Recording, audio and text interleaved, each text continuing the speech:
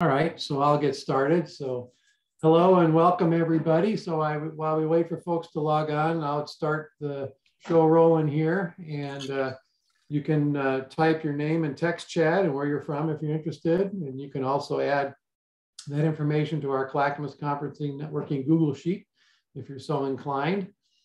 And thank you for joining us tonight for our 16th session of Journey Down the Clackamas. My name is Dave Bugney. I'm a board member of the Clackamas River Basin Council.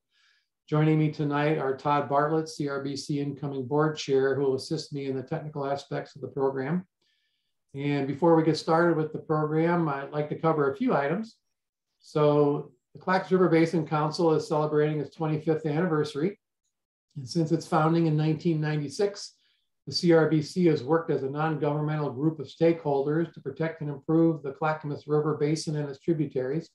Their mission is to foster partnerships for clean water and to improve fish and wildlife habitat and the quality of life for all those who live, work, and recreate in the Clackamas River watershed. On behalf of the Basin Council, I'd like to thank our two gold sponsors, the Oregon Beverage Recycling Cooperative and the Clackamas River Environment Services. Todd's going to put up a brief 1-minute video here that describes some of what the Recycling Cooperative does.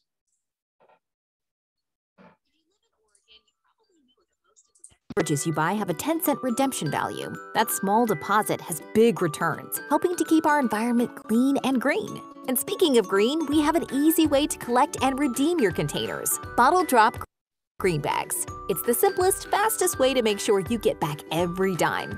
Start by creating a Bottle Drop account, either online or at a kiosk located at many grocery stores and Bottle Drop locations. Once you're signed up, it's time to gear up. That starts with getting your digital Bottle Drop card online or right from the kiosk. You'll also get your bag tag stickers here. And while you're shopping, you can purchase a roll of green bags. Now you're ready. Take your bags home, fill them up with empties, tie them up tight, and be sure to stick a bag tag on each of them. When they're full, take your bags to any drop door near you. Scan your Bottle Drop card to unlock the door and to record your visit with us. Then simply drop your bags, close the door, and let Bottle Drop's advanced tracking technology take it from here. Our team uses a system of scanners, cameras, RFID, and other smart technology to track your bag and your refunds, from the moment you scan your card at the door drop until your account is credited. Every single bottle and can is counted, sorted, compacted, and processed so that the materials can be used again. They'll see new life, and you'll see the credit on your account within 7 days. Then you can visit a kiosk to grab your cash, or you can use your Bottle Drop account to donate to great causes, save toward education, or get 20% more in refunds when you choose Bottle Drop Plus. No matter how you take your refunds, you can also take pride in knowing that you're making a difference for our community and the planet. Bottle Drop. Small deposit, big return. Thanks, Todd. So, we'd also like to thank our bronze sponsors, the Clackamas River Water Providers, the Geological Society of the Oregon Country, Port Blakely, and Metro. And also thanks to the many individuals who have donated to support this conference, and we continue to seek additional donations, which are fully tax deductible. So the upcoming paragraph is particularly pertinent tonight. So the Clackamas River Basin has been occupied by Native peoples for millennia. It was originally the territory of the Clackamas, Chinook, Molalla, Kalapuya, and other peoples, and is currently recognized as the lands of the Confederated Tribes of the Grand Ronde, the Confederated Tribes of the Warm Springs, and belongs to other Native peoples who may not be federally recognized. We thank those who came before us for their stewardship of these lands and waters, and those who continue to steward them now and in the future. We're gathered for this journey down the Clackamas tonight to learn in-depth information about the basin and its connections to Oregon as a whole, to connect with each other so we can support our mutual efforts to protect and improve the Clackamas River and its tributaries, and to have a little educational fun. So CRBC is partnering with the Environmental Learning Center at Clackamas Community College. Workshop attendees will receive a science certificate of completion for each session. If you'd like a certificate of completion, add your contact information to our Journey Down the Clackamas Conference Networking Schedule Google Sheet, and indicate you'd like a certificate in the G column, and we'll forward your contact information to Clackamas Community College. So I'd like to share just a few ground rules before we introduce our special guests for tonight. Please keep your microphones on mute unless invited to participate. You can keep your cameras off if you like. This will help us save bandwidth for our presenter, and greatly reduces our carbon footprint for the meeting. We'll have one presenter this evening with a brief question and answer after the entire presentation. Please type your questions in the chat and we'll select questions from there. Feel free to send direct chats to friends you're seeing in the participants list if you like. So now we'll start our presentation for this evening. Remember to type your questions in the chat, keep yourself muted, and we'll answer questions at the end of the presentation. The webinar will extend to about 7:10 this evening with questions afterwards. So tonight I have the privilege of introducing, excuse me, Jeremy Five Crows. He was born and raised on the Nez Perce Indian Reservation.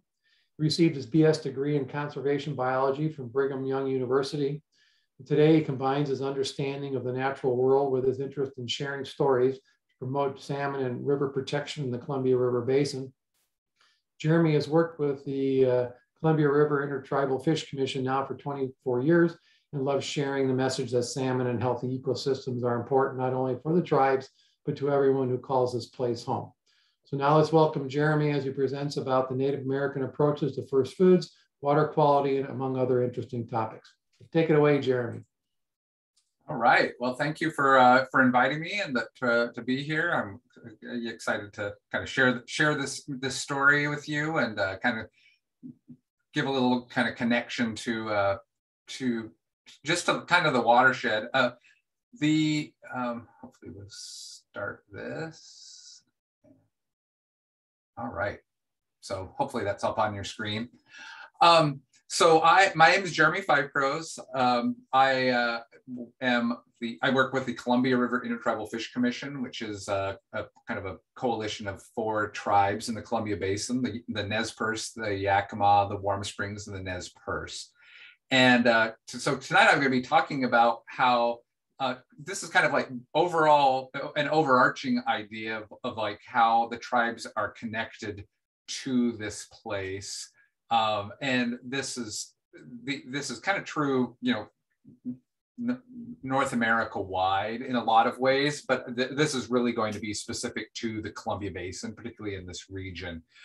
Some of this stuff is really heavily Columbia River that I'll kind of pointing some stuff out, but it kind of extends to all of the tributaries of the Columbia River, you know, which the Willamette and the Clackamas are included in there.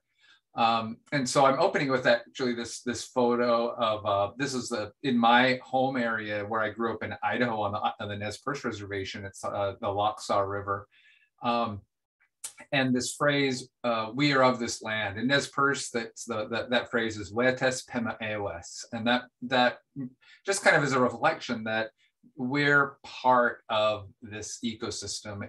We're built out of it, and we. That's our connection to the land is what is right under our feet. Yeah. Oh, actually, I guess I spoke preemptively. So I was just pointing out this. I added this slide just to show that. But this is where my ancestors are from. Are actually the Chief Five Crows. He was a Cayuse chief from the Umatilla. Part of the Confederated Tribes of Umatilla here in Eastern Oregon. So kind of this really deep connection to this region. But also I have, like on my mom's side, I'm descended from Mormon pioneers. So it's kind of the both sides of the coin here of being able to, this perspective of seeing this tribal lens, but also of like a rich pioneer ancestry of learning to be newcomers on the new place and land. Often when I give this presentation, I think people are surprised at just generally how big the Columbia Basin is. Here, all of these states, actually, I guess Vermont is not, is up in the top, that it's not listed there in white lettering, but it's the same size as approximately these 7 states, about the size of France. So, I mean, this really big, rich watershed that kind of connects the whole region. And down here more in this area, we're downstream of all of these interactions and all of these connections, but also the beneficiaries of all of the wealth represented in like the salmon returns and whatnot that came up through this region. Earlier, I talked about the 4 tribes that make up the Fish Commission. So, in the land acknowledgement, calling out specifically the Clackamas tribe and the Kaupuya and the Molalla tribes. Primarily who the Fish Commission works with are these 4 tribes that have treaty fishing rights. So they're kind of like more of the heart of the Columbia Basin and the Columbia Plateau. These 4 tribes share a similar kind of culture, language, religion, but the concept of being connected to this place, that's something that all the tribes in this region had. And when I say religion, a lot of that is really focused on foods, the foods that the Creator gave to the people who lived here, and we kind of celebrate and honor, cherish them. Because they connect us not only to the kind of the gifts that the Creator gave, but also connects us to this place. So these foods are not only a gift that feed our bodies, but they also define our culture. And this, when I say that, that's not a unique thing. Historically, human cultures all over the planet have this same connection of food and their traditions and their cultures. This is an example. Here on the left this is a picture of a Hawaiian luau. At the upper right, that is a Midsommarfest table food table and in Sweden, and down below is a Christmas feast from Ethiopia. And if you took apart and looked at every one of those foods, you would be able to tell a little bit about the ecosystem, about the lifestyle, about the life ways of any of those cultures based on these traditional foods that are celebrated in those feasts. And so in that way, the tribes in this area are just like that, that these foods really shaped it, but also represented the culture and the ecosystem around us. So in this region, what we call the first foods, the foods that sustain the tribes here were salmon, primarily, and to a lesser extent the game like deer and the red meats, and then the roots here represented by camas, and the huckleberries representing all of the berries. So these the 4 classes of foods were what's called the first foods. And there you'll also see in the center water being always honored as the very central aspect of that make life possible. And some of you may have heard the phrase from the Dakota Access Pipeline protests and whatnot of that water is life. That's kind of like a fundamental aspect of the tribal perception. And, I'd argue that it's like a universal truth that life isn't possible without water. And and it's still all very honored in tribal traditions and culture. And if you've ever gone to any tribal feast, whether it be a first salmon feast, a first berry feast, or just a naming ceremony, it always starts and ends with a blessing of water and then drinking it to kind of honor that position. And when I bringing up the feast, this is a video from probably the 1930s, maybe early 1940s, of the Celilo First Salmon Feast. And if you were to go to the Celilo Longhouse today, you would see the same ceremony, like the men distributing the salmon and the game. The women would be distributing the plates of the roots and the berries. And it's this tradition that's carried on for thousands of years, and it still continues to this day, following these kind of really just centering around around food. So, you know, we say that the land shaped our culture, but also nature taught us how to live lightly on her, because we are, you know, our existence depended on the sustainable enjoyment of these resources. And by doing that, we, you know, nature would continue to provide the foods that would keep us healthy and also connected to the land. And here's some examples of, you know, of the tribes really enjoying these and making use of these resources. This is a photo of Celilo Falls, the salmon fishery there. This is huckleberry picking up in the upper mountain areas, or here's root digging in more of like this lower elevations, like around here. And you know, just this is really just how this whole life and around gathering and harvesting and hunting these resources.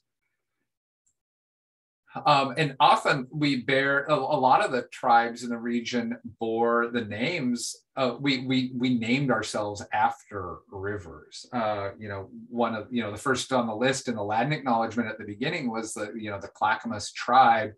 It was, and, you know, personally, I don't even know which one came first. Did the people call themselves the Clackamas after the river, or was the river named after the Clackamas? Like that, I think really just shows how closely identified that the tribal bands were to the water sources where they found themselves.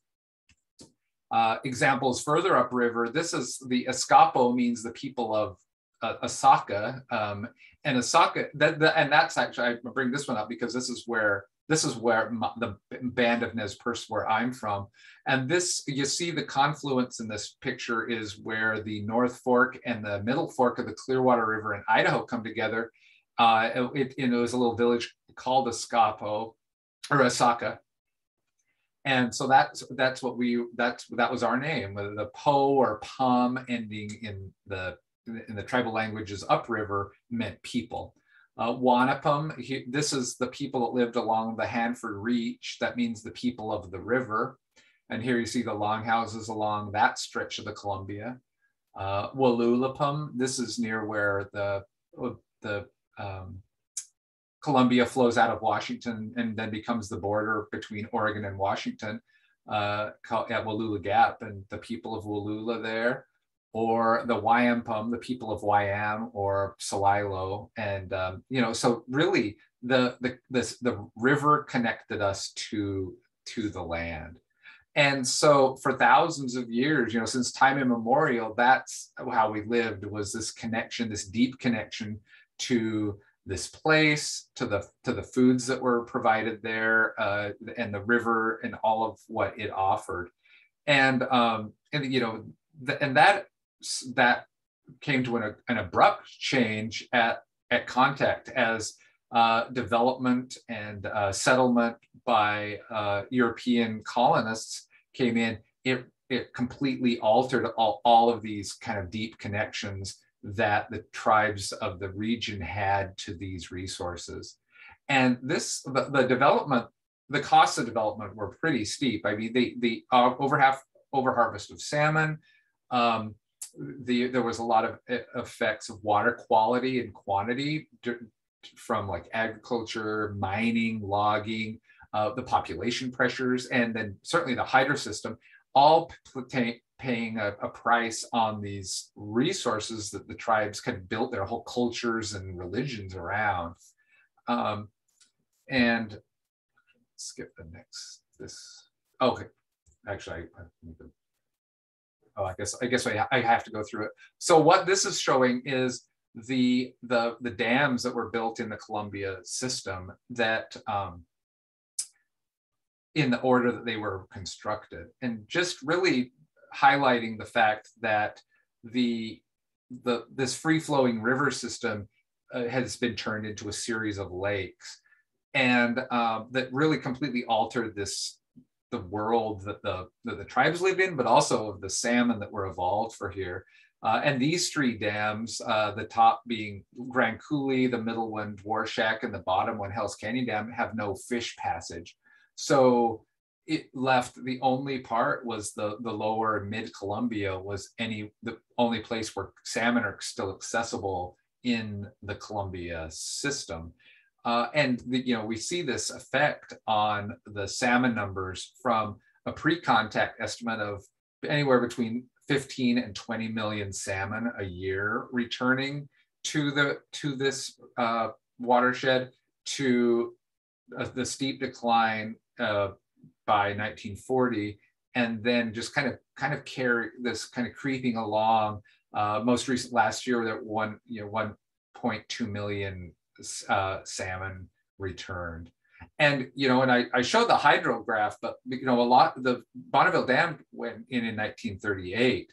So much of this decline had already happened before the hydro system even started being developed. So a lot of that was attributed just to the dredge mining, logging, and fish wheels that were over harvesting the fish.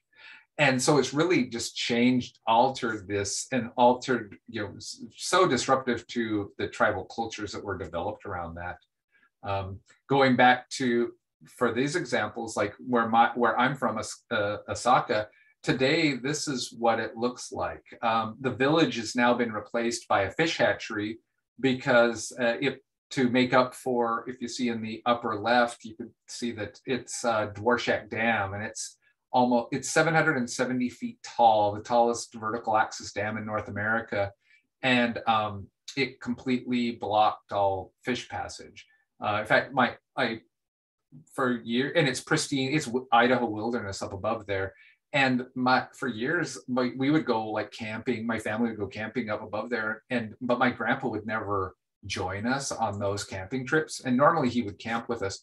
And my dad told me one day that it was because it just broke his heart to see these pristine watersheds that were completely untouched, but to know that there would never be salmon in them again, that he had remembered fishing for salmon in them when he was young, and knowing that they would never be there. So that's kind of what it kind of turned this kind of happy memory kind of like very sad of the effect of this.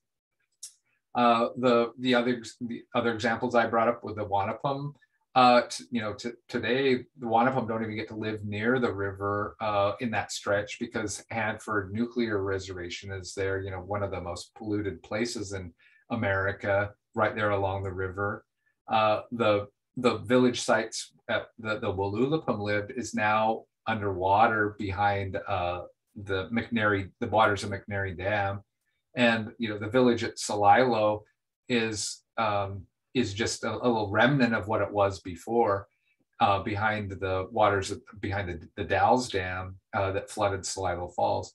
And these are all examples, further, up the river than here in Portland and the Clackamas watershed, but a little closer to Clackamas, the same thing kind of happened with Willamette Falls. In the early days of all of the artwork that portrayed the falls showed there was always a tribal presence, always fishing, there were always village sites. Here, one of the earlier sketches from the area of Willamette Falls, right when buildings had started to come in at the end of the Oregon Trail, here in 1846, there was still in the sketches this clear tribal presence there at the falls from fishing. A few years later, as Oregon City was still growing, but the acknowledgement, the tribal presence here, you can see them in the foreground, but really this connection there. And by just 38 years after that last painting, nobody now could get to the Willamette Falls. It was completely encroached by industry and by development and production, to the point where not just the tribes were physically moved away, but just everybody was kind of pushed away from this falls that used to be the center of so much economic trade and activity and connection that was represented by the falls, and they couldn't even get to it. In fact, it's it's interesting to me when I give this presentation, oftentimes in Portland, and people won't even be aware that that when I say that the second largest waterfall in America is Willamette Falls, and they have no idea that it's right here in our backyard. They didn't even know that there was a waterfall there. And which kind of, I think, speaks to that disconnection that, it's really kind of an obvious example of the disconnection of being pushed away from the land. And so, in that regard, I think, here I was introducing the tribal connection to food, and how we connect to the land, and other cultures around the world connect to the land, but how far, think of our modern diet of like how disconnected we are to our place, and I'm not saying that I don't live just on the first foods, but I know that when I go to Fred Meyer and buy a frozen pizza, I have literally no idea where the wheat was grown that was in that crust, or where the tomatoes were grown that are in the sauce. It's like I zero connection to the earth that brought forth the food that I'm putting in my body. And so really kind of like this example of how we can kind of get disconnected without even kind of really being aware or realizing it. But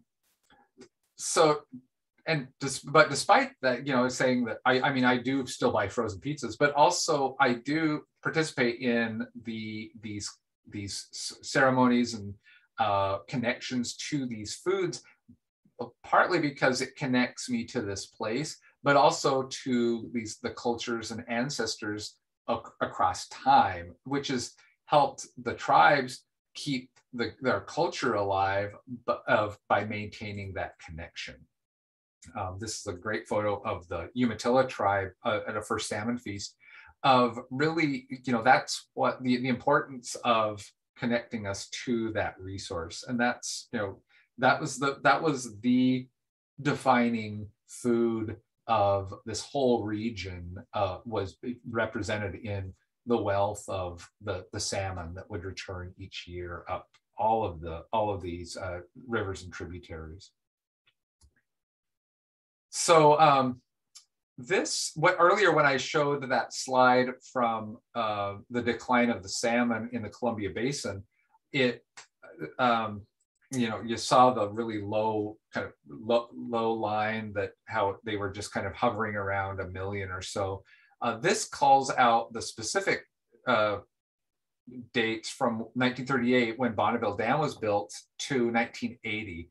And you see a couple of the times that threshold, that the salmon was below 500,000 fish returning. I mean, there was real concern that we were going to lose salmon maybe not wide all over in the Columbia Basin, but in widespread areas in the basin.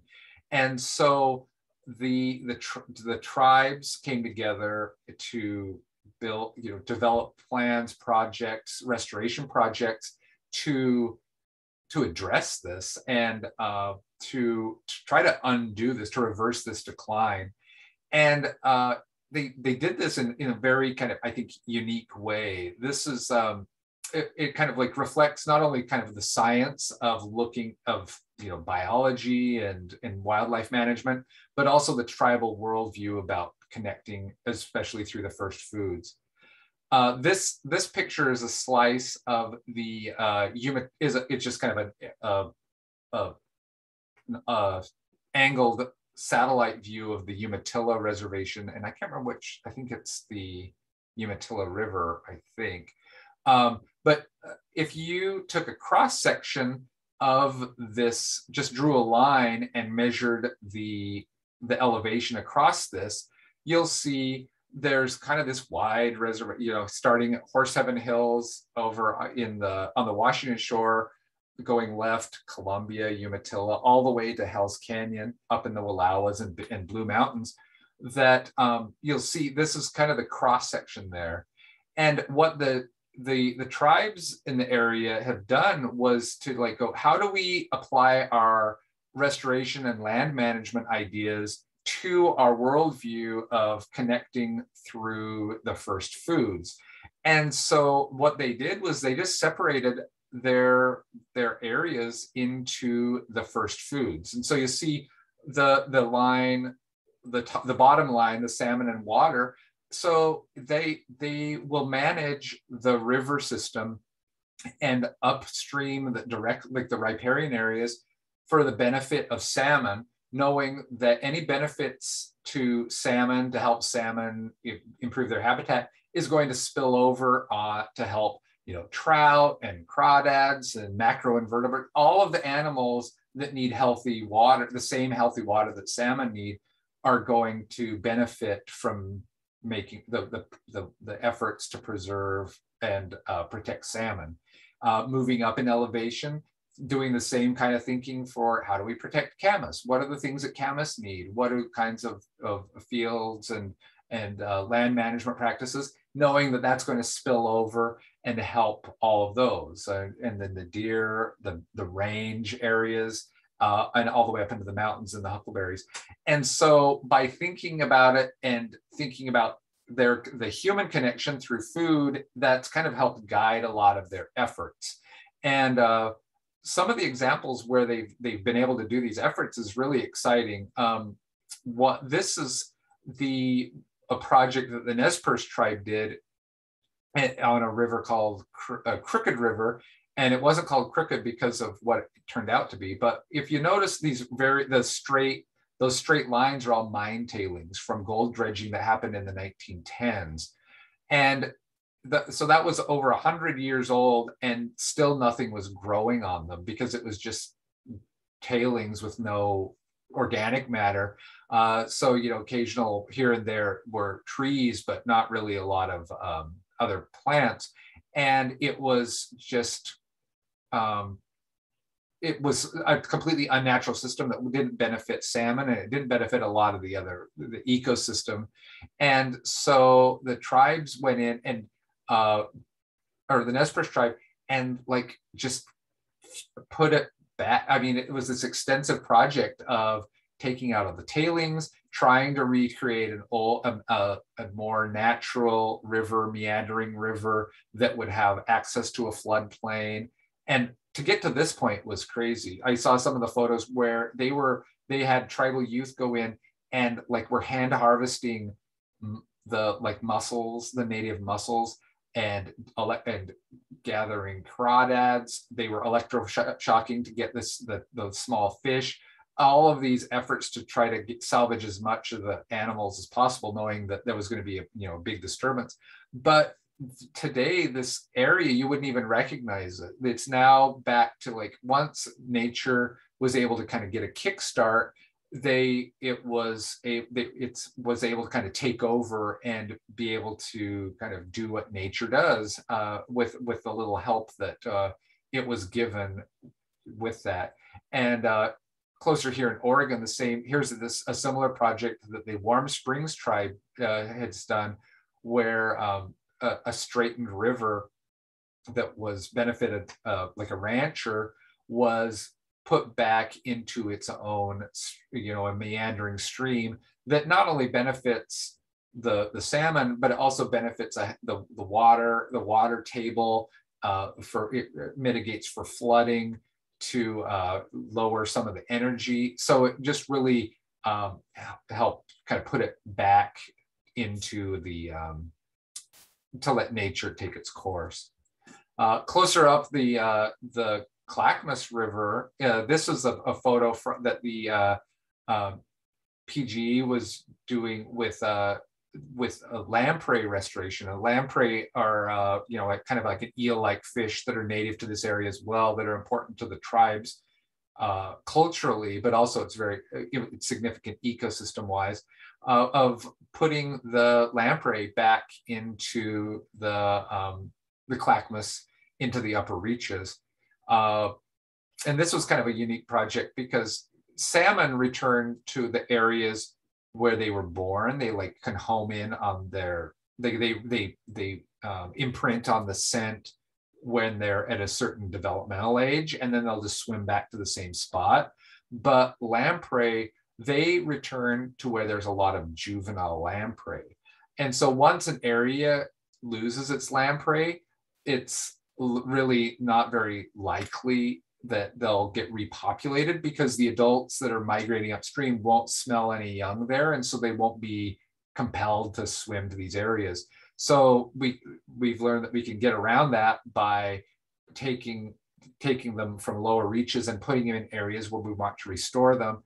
They'll lay their eggs, and then, you know, in a year or two, when those juveniles are in the water, the subsequent adults will return and be able to repopulate. So that's a really good success here in the in the Clackamas River. So, you know, going back to this graph, showing since the, you know, a lot of these projects have come online, we've seen these great results of like actually taking, you know, this idea of thinking about this effort of like not just doing measures like, you know, cutting down or holding back on fishing or whatnot, but actually doing active measures to help restore watersheds, to modify hatcheries, to help put fish back in the rivers. That we've seen this dramatic increase in fish numbers since then. And so this, you know, and that's what we hope to carry on, that like be able to they have these numbers that return not only for a healthy ecosystem, but also that we can continue to carry on our traditions of being able to continue to fish and enjoy salmon in our culture and in our ceremonies. And, you know, here's not just salmon. This is the lamprey harvest at Willamette Falls, to be able to continue to enjoy the fish that and these resources that the Creator put here, knowing that, you know, all of these things are connected. Like the fact that we can fish for lamprey here on the Willamette on Willamette Falls is really connected to these efforts like that's being done on the Clackamas River, that to improve lamprey and to be able to put them in the river, because that's where ultimately a lot of these lamprey are headed, is into upriver pristine areas in those Willamette watersheds that drain into the Willamette. And, you know, not just the fishing, but also the harvesting of the roots and berries. We still want to like maintain and keep this connection, because it grounds us and it reminds us of like of our place here in this landscape. So earlier I pointed out with a lot of the tribal names, they end with a po or pom, which means people. And so Waikanish is this kind of the sacred word that the tribes have for salmon. It's the word that you hear in like ceremonies. So there was never really a tribe called the Waikanish-Pum, but it's kind of a phrase that we coined at the Fish Commission to show that everybody, like, we're all salmon people. If you live here in the Northwest, you are a salmon person, you're a Waikanish-Pum, because even if you don't eat salmon shape so much of this landscape of our culture. All the marine nutrients that they bring back have like built the forests that we enjoy and that are around us. And also like so much of our land use planning, the way our hydro system is operated and managed, all is related to salmon, and how that shows our, you know, all the people that live here, their deep connection to salmon. And so what our hope is with the tribes is to help everybody realize that if you live here, you're a Waikanish-Pum, and let that knowledge guide your actions. I love this quote by Baba Duam. It says, "In the end, we will conserve only what we love love only what we understand, and we will understand only what we are taught." And so I think that this really captures that essence of like why all the salmon restoration and the tribes are willing to pour so many resources into protecting this, because it's part of who we are, and it's part of like our connection. We like love this place and these resources, but knowing that everybody has that ability to identify with their place, to fall in love with their place, and to behave accordingly, to let that love of their place, whether they've been here for, you know, since time immemorial, or if they just got here, you can learn that put down deep roots into this place, and to like honor and cherish and protect the land around us. So a lot of the projects that we do in outreach are really geared, I think, for kids, because that's really this age where kids really, if they can be inspired by just the wonder of the nature and the connections around them, that kind of plants the seeds of their own connection to this place. But also we like to really sharing the culture, sharing stories, sharing our insights with children, of like learning from the people who've lived here since time immemorial. Often I'll say that the tribes, they don't have a monopoly on knowing how to live sustainably on land, but we do have a lot of experience of knowing how to live in this area. And so we have a lot that we could offer and to share with people to be able to make that put down deeper roots themselves. So I was going to close with this quote this was from the climate change report that the Yakima Nation had put out. And it says, for many generations, you'll be challenged with a changing climate. But always remember, since time immemorial, we have looked to our elders for their wisdom and guidance. And with our children, we will always see hope. And so I think that we're kind of caught, but we're like, you know, the present is always balanced between learning from the past, but also operating with this hope for the future, hope from our children and what they represent, and hope that we can give them, pass along a world where they can be healthy and happy. So, I'll closing again with we are of this land, and hopefully, I think that what you gathered from watching this and from some of these efforts, or some of the topics here discussed, is that the realization that we're all of this land. I mean, we are all of this land. If you live here, you have the ability to connect and to make it become a part of you, and to put down deep roots, and to show that. Like to fall in love with your place, and I think that the area and the land and you will be happier from that. And that's all my slides for this evening.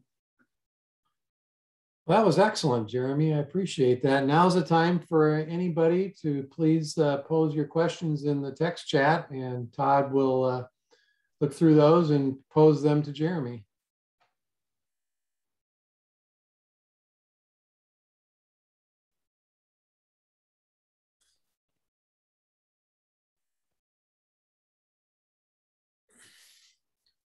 So, Jeremy, as people are forming their questions, my question to you is, and you covered it, quite a bit of it, but if there were specific things that you could identify that would indicate what it means to be a good citizen of Salmon Nation, or Salmon people, what would 2 or 3 of those things be to give us some indication of living well in this area with salmon? Okay, yeah, that's so one that one of my first fall to is actually to like grow garden, or at least some vegetables in your own place. I mean, a lot of the message that a lot of the point of the presentation talked about the first foods, and I think that the food connects us to physically to a place. I mean, and it doesn't matter what you grow, but I think if you plant a tomato in the same ground where you live, and you've watched it grow and develop, and you eat that, you're eating something that the earth where you literally live is now a part of you physically. So that's one, is that I would encourage people to just eat the things that are from around here, found them, or even from farmers and whatnot that are around us, of really not only for the benefits ecologically, but also I think just to like know that you're eating what this place provides. Others is just getting out into the space. Like I talked about, people not even knowing that Willamette Falls exists, but I think that there's so many opportunities and ways where you can experience just the nature around us, and to like just open your eyes. I find it surprising. Some like over this summer, during the pandemic, of going on regular walks with my kids around our neighborhood, I got into the habit of taking pictures of pretty flowers around in the neighborhood around me and posting them on Instagram. And when I would talk to people, I got so many thanks from people about posting this, of like, oh, I never really even, it just becomes part of the background, and they didn't really look at what was literally right around them. I mean, so, it's oftentimes people think that to connect to nature, you have to go to wilderness areas or to designated parks or whatnot. But like, nature is literally all around us if we just open our eyes to be more aware of that. So great, thank you. So there was a question about, is there a good reference book that we could read to learn more about first foods and Native American sustainability principles? Oh, you know what? I can't think of any that it's actually now. There's a book idea there. But yeah, actually that would be, I think, a really good topic. I think because there's so much to be learned from kind of thinking about the land management this way, but not that I'm aware of, other than just the scientific presentations that the tribal land managers have put out. So, but I'll pass that suggestion along. Sure. I would, in response to that, I would recommend Braiding Sweetgrass, which does talk about some first foods and does talk about honorable harvest as ways, though it's not specifically for the Pacific Northwest, but a good resource. What do you know about the ways your people used fire to manage this land, and how can we learn from those who know? Yeah, that's a good question. The fire was very, it was a very commonly used area, particularly in the Willamette Valley area, that the tribes would do controlled burns to clear out the brush, encourage. I think that oak harvest was quite common to encourage those. And I'm not sure if, since I work more upriver in the Columbia area, but in this area, I'm not sure if there's any of the tribe, like the Grand Ronde, if they manage any lands to the extent where it would require that, or if it uses that right now. But I do know that there are elders that still like kind of have the knowledge of it. It's becoming a bigger topic and practice in California, where they have a like, just in their situation, have a lot of need for controlling a lot of fires that are closer to their population areas and whatnot, that they've actually turned a lot to the tribes for that knowledge, and also like just passing legislation that allows the controlled burns, because they've been really banned in a lot of ways. Somebody had a question about lamprey populations and how they're doing compared with historical numbers. Okay, yeah. So the lamprey are kind of are in a lot of trouble. A lot of time when you think about lamprey and being able to climb anything, which they do, but they were not designed for the fish ladders that were designed for, that we provide for salmon in the hydro system. The fish ladders generally have 90-degree angle corners on all of the kind of blocks. And when lamprey come up to a 90-degree turn, they can't go around that corner. And so they just get washed downstream. And so there's just a fraction that make it through each dam. And so in Idaho, where there's like the town right across the river on the Washington shore from where I grew up is called Asotin, which is the Nez Perce name meaning place of the lamprey.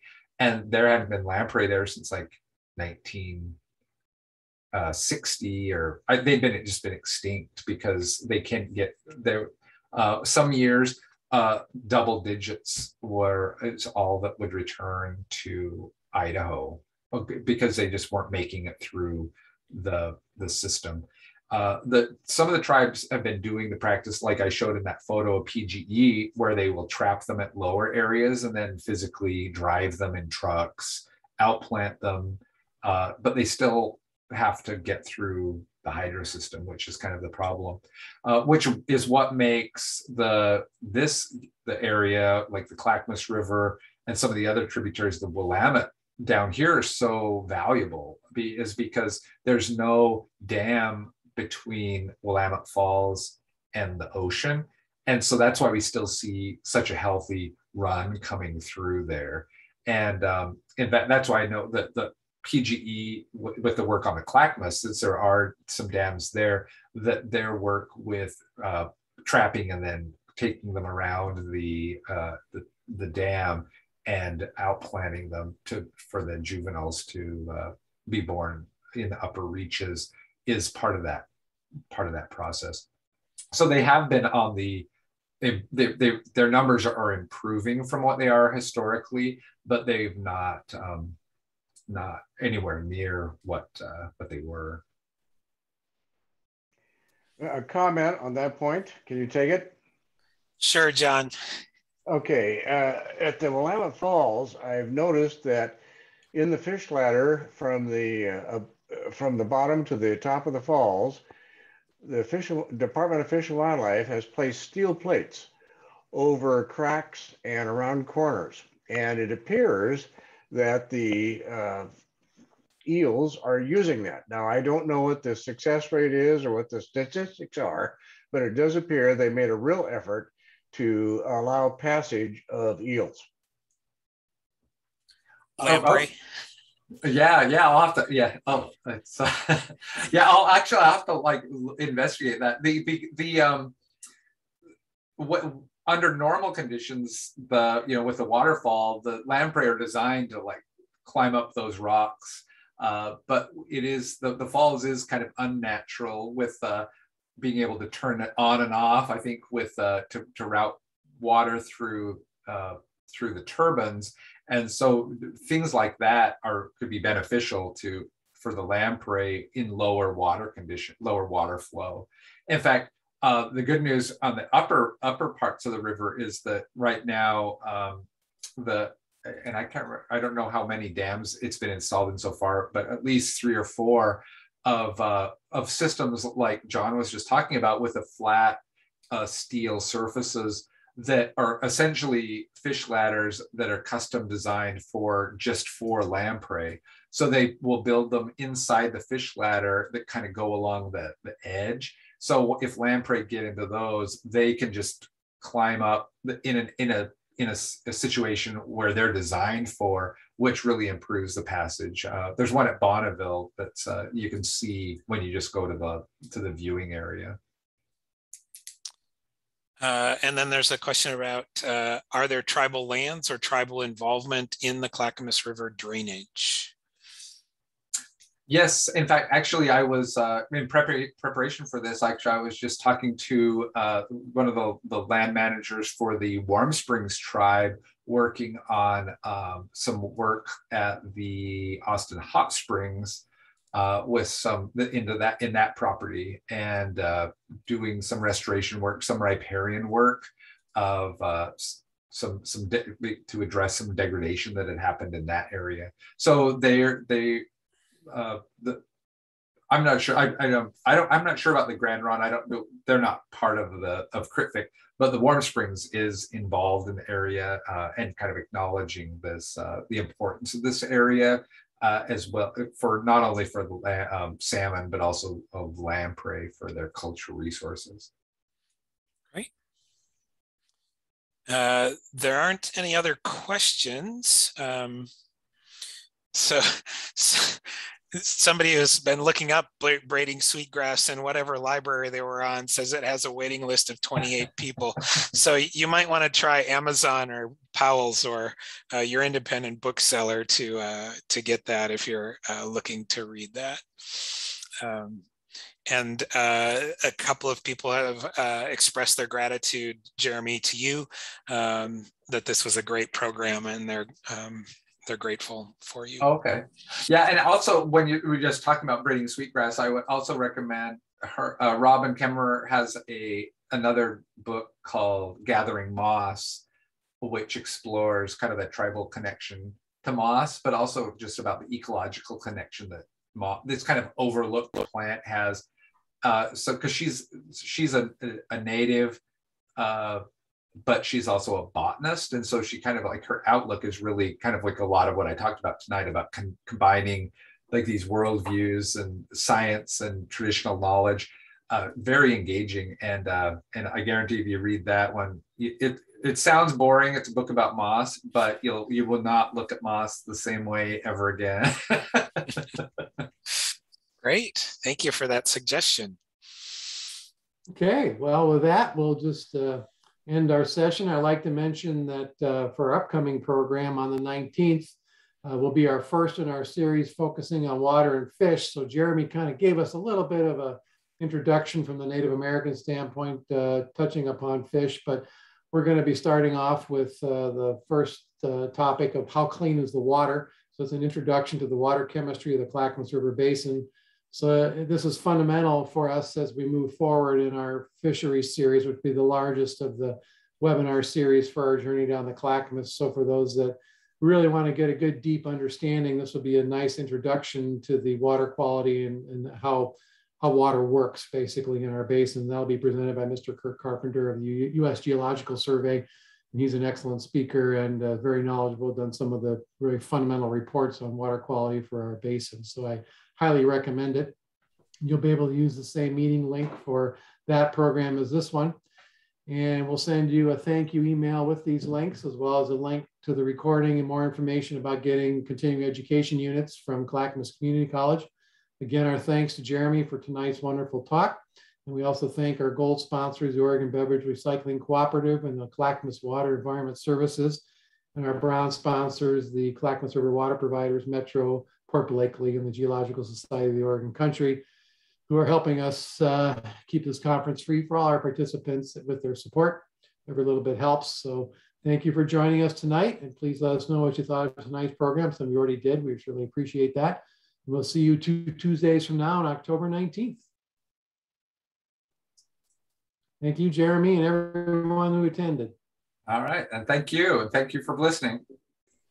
Thank you, Jeremy.